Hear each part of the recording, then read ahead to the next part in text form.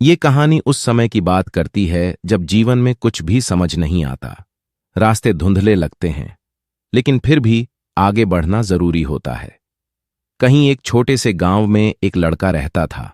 नाम था अर्जुन। बचपन से ही उसमें कुछ कर दिखाने की ललक थी, लेकिन किस दिशा में जाना है ये कभी समझ नहीं आया। स्कूल अच्छे से किया, कॉलेज में भी दाखिला मिल गया, लेकिन वहां भी हर विषय अधूरा सा लगता, कोई राह समझ नहीं आती। दिन ब दिन वह और उलझता गया। मन में बस एक ही सवाल था, आखिर मुझे करना क्या है।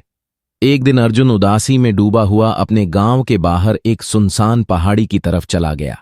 वहां एक बुजुर्ग बाबा एक अधूरी सीढ़ी बना रहे थे। वो सीढ़ियां किसी दीवार से नहीं लगी थीं, बस जमीन से ऊपर जाती जा रही थीं, लेकिन कहां तक ये कोई नहीं जानता। अर्जुन ने हैरान होकर पूछा, बाबा, ये कैसी सीढ़ी बना रहे हैं? ये तो कहीं जाती ही नहीं। बाबा मुस्कुराए और बोले, बिल्कुल वैसे ही जैसे तुम अपनी जिंदगी जी रहे हो। तुम्हें नहीं पता तुम कहां जा रहे हो, लेकिन फिर भी चल रहे हो। अर्जुन चुप हो गया। बाबा फिर बोले, बेटा, जिंदगी की सबसे बड़ी सच्चाई यही है, जब कुछ समझ ना आए तब भी रुकना नहीं चाहिए। रास्ते अक्सर चलते चलते ही समझ में आते हैं। ये अधूरी सीढ़ियां भी शायद कल किसी मंजिल से जुड़ जाएंगी, लेकिन अगर मैं बनाना छोड़ दूं तो कभी नहीं जुड़ेंगी। उस दिन अर्जुन को पहली बार ये बात समझ आई।